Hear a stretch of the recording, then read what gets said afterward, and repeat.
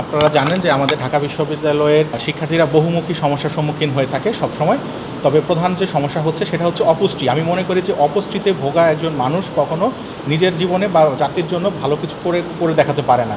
তা আমাদের মানে ইউনিভার্সিটির হল বা অন্যান্য ক্যান্টিনগুলোতে যে খাবারগুলো প্রদান করা হয় সেখানে পুষ্টির মান নিয়ে যথেষ্ট প্রশ্ন আছে এবং এখানে যথেষ্ট কাজ করার সুযোগ আছে।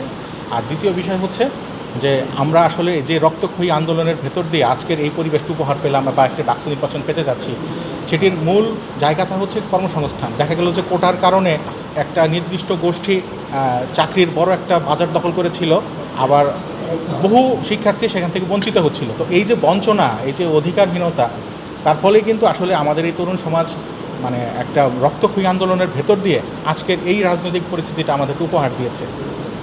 এখন সরকারি চাকরির ক্ষেত্রে কিন্তু সেটি আমরা দেখেছি যে আন্দোলনের ভিতর দিয়ে আমরা কোটাকে বিলোপ করতে সক্ষম হয়েছি। কিন্তু সারা পৃথিবীব্যাপী যে একটা উন্মুক্ত চাকরির বাজার রয়েছে, যেখানে চাকরি হবে শুধু দক্ষতার ভিত্তিতে, আমি মনে করি আমাদের বিশ্ববিদ্যালয়ের যে পাঠদান পদ্ধতি, পরীক্ষা ব্যবস্থা এবং মানব সম্পদ উন্নয়নের যে প্রক্রিয়া, সেটি বিশ্ব বাজারে উন্মুক্ত চাকরির বাজারে আমাদেরকে যথেষ্ট উপযোগী করে গড়ে তুলছে না। তো এক্ষেত্রে আমাদের প্রশাসনের মানে জবাবদিহিতা বা দায়বদ্ধতার জায়গাতে তারা একটি মানে আপনার প্রশ্নবিদ্ধ আছে।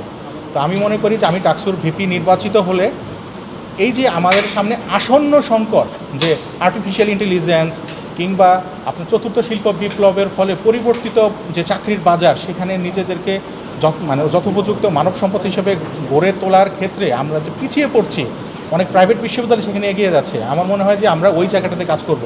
বিশ্ববিদ্যালয়ের নিয়মিত শিক্ষা ব্যবস্থার পাশাপাশি একটি সহশিক্ষা পদ্ধতি এখানে থাকবে, যেটার মাধ্যমে মানুষ তার একাডেমিক কার্যক্রমের মাধ্যমে নিজেকে আলোকিত করার সাথে সাথে একটি কর্মমুখী দক্ষ হয়ে চাকরির বাজারে নিজের স্থান করে নেবে।